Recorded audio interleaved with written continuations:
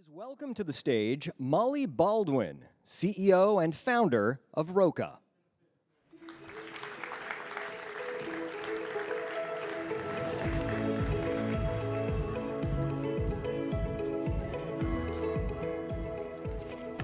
Good morning. On behalf of the remarkable young people we know, our really brave team and partners, we are so honored on behalf of Roca to be here with all of you today. I want to talk to you about what's possible. I want to talk to you about remarkable changes. But in order to do that, I have to talk to you about what is horrible, about what is unacceptable, and about what is painful. 5 days at Roca Hartford last year, I want to tell you about to start with. One young mother almost beat up her child welfare worker on site at the program. On Friday, 2 young mothers were driving. They both had a similar boyfriend. One young mother ran her off the road and put her in a coma. On Saturday, there were several shootouts. 3 young women were shot. 2 were young mothers. On Monday morning, they were referred to Roca Hartford for outreach. And by Monday afternoon, one was desperately calling us to get her to the police station because people were driving in front of her house and threatening to kill her on social media. Several weeks ago at Roca, Baltimore, a young person's brother was shot and killed in a police chase. He had pulled out a gun after a robbery. Another young person escaped police custody after being arrested for stealing an ATM. And 2 weeks before, a young person, the brother of a staff member, was killed. On Wednesday, another young man attached to that incident was killed. Another young man was seen on social media driving around the city with a gun, threatening to kill people, and it has turned into a multi-group, high-risk situation that Roca staff are working with the police to try to intervene with. If we want to help young people at the center of urban violence who are at elevated risk, we need to know who they are. We need to be able to find them and hold on to them, and we need to give them skills so they can learn to manage and address their trauma and learn to take an 8 to 12 second pause between what they think and feel and what they do. And we must put safety first at all times. We have to tell the truth about gun violence. We have to talk about what is really going on and what we can and can't do. We need to understand the brain and behavior change, and we need to be all about safety and follow up and follow through. Our mission is to be a relentless force disrupting incarceration, poverty, and racism, engaging young adults, police, and systems at the center of urban violence in relationship to address trauma, find hope, and drive change.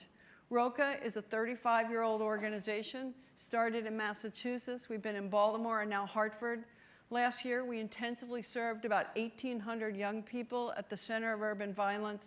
We have 200 staff and a $33 million budget. And our coaching institute reached and trained over 2,500 frontline workers, case managers from juvenile justice systems, and police. Thank you. So I want to talk about the brain, and you have to forgive me if you're a brain scientist. I'm really sorry, because I'm not going to get this right. I want you to just think about a 1, 2, 3. Your brain stem, creator willing, you wake up in the morning, has got your heart pumping, it's got you breathing. You don't have to tell yourself to do that. This middle brain, it's this big, these are those big words, the amygdala, the hippocampus. I can't pronounce them, I can't spell them. But this is the part that records emotions, it's pleasure, it's pain, it's fight, flight, or freeze, and it also holds trauma. So I'm going to come back to that. And the first part of the brain, that third part, is the prefrontal cortex. That's where we learn to think, weigh out consequences, make decisions, have executive functioning. We've learned a couple things now about the brain. First, you can change it at any time. Good news for me, I'm old. Secondly, there are 3 times where you can change your brain more than other times. Either 0 to 3 or 0 to 5, depending on whose research you're interested in.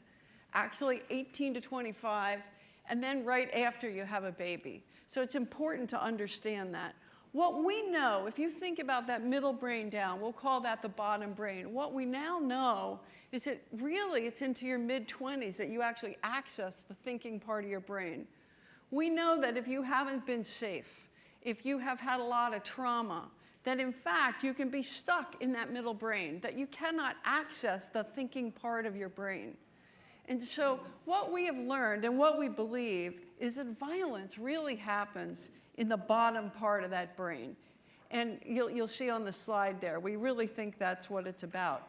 So what we're trying to do here, sorry, I haven't figured out how to get that going, is to help young people understand what they think and feel and do are three different things. If you're stuck in your bottom brain, you are reacting. You do not have agency. You cannot make choice. And yet we have an entire criminal justice system, school system that assumes you can access the thinking part of your brain. Think for a moment, if somebody cuts you off, maybe you say a bad word, maybe you flip them something. Ideally, you have enough emotional regulation, you're not pulling a gun out. What we understand that's happening at the epicenter of urban violence is young people have suffered so much trauma, most of our young people have caused a lot of violence, that they're literally stuck in their bottom brain. Somebody pulls a gun out on them, and in their bottom brain, it's very rational to shoot them because they think that keeps them alive. After years and years of work, hope more good than bad, we finally figured out we had to adapt behavioral science and bring it to the street. We worked with Mass General Hospital, we worked with McLean's Hospital, we have another team of brain scientists, I'm not even allowed in the room, they're so smart, in there helping us look at this. Because these young people are not going to go to a counselor. There aren't enough counselors, there aren't enough counselors of color, and there certainly aren't enough counselors understanding this issue. And what we really want to do is teach young people how to take an 8 to 12 second pause, that's all we're working on, between what they think and feel and what they do. And in order to do that, we have 7 core emotional regulation skills, things like be present, label your feelings, stick with it, know your values. And we teach them these things, but we teach them on the street because they're not going to a group. We teach them on the phone, we teach them in the car, and these think, feel, do things, we have these bubble sheets. And they don't ever want to do them. Like they threaten us, okay, well, let's pull the bubble sheet out. F you and your bubble sheet, right? I'm not doing a bubble sheet, right? But we do them and we practice. And at some point, at about 18 to 24 months, something happens and they take a pause. What we think is happening, I'm not really sure, but this is what we think, is that all that practice is helping them build the neural pathways to the prefrontal cortex. So in fact, they can take an 8 to 12 second pause. If we're going to work with young people at the center of urban violence, right, we have to talk about guns. We have to talk about violence. We can't lecture them to change. We can't threaten them to change. And so we use these skills to help them start to go, so you're carrying a gun, but you want to be a good father. What's going on there? Absent judgment. Before you get in the car and we take you to the site, do you have a gun on you? What's going on? How do you talk about violence? So we think that's the key. So we are off in the corner of high-risk youth programs. We can't pay young people to go to school. We can't pay them to go to college. They're not doing leadership stuff. They're not going to GED. We're just way off in the corner. So you have to be very high-risk behavior, want nothing to do with us, and then we assess how high-risk you are, and then we bring you in.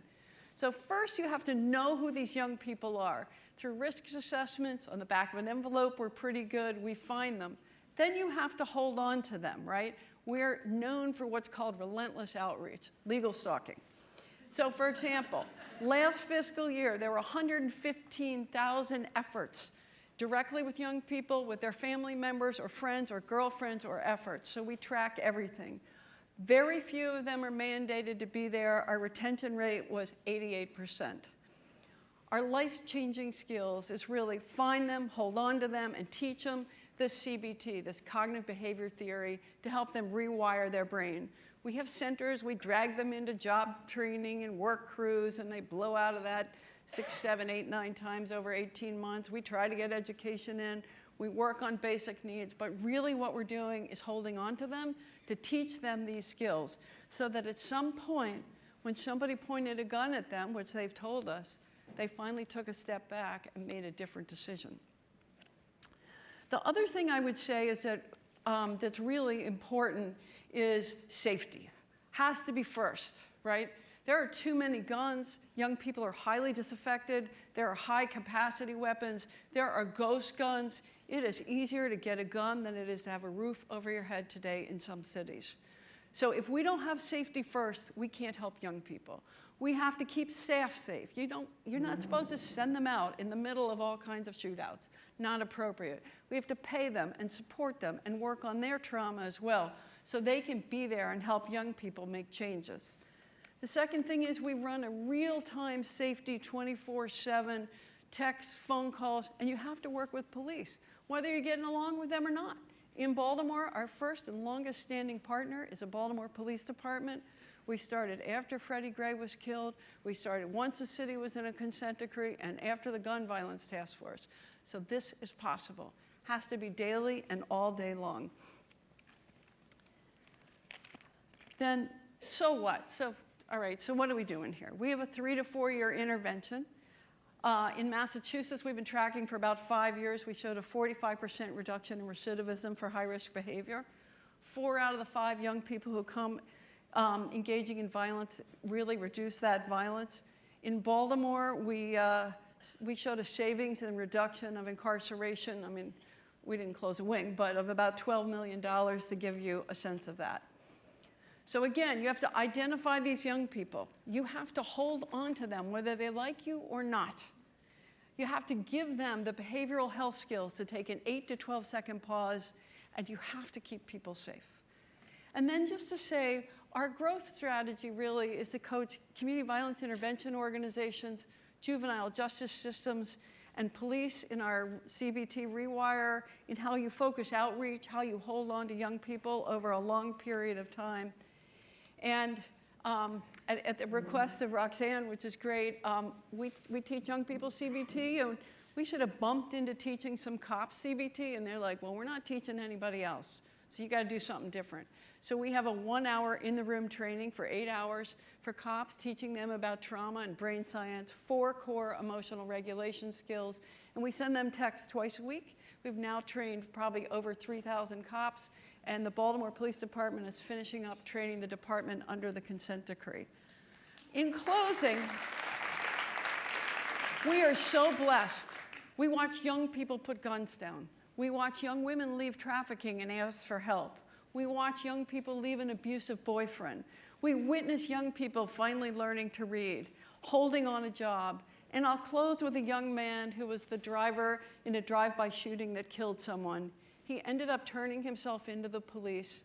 So we had a sentencing hearing where the mother of the man who was killed asked for him to stay out to take care of his son, and he apologized to them and promised them he would continue to make changes. In closing, thank you so much.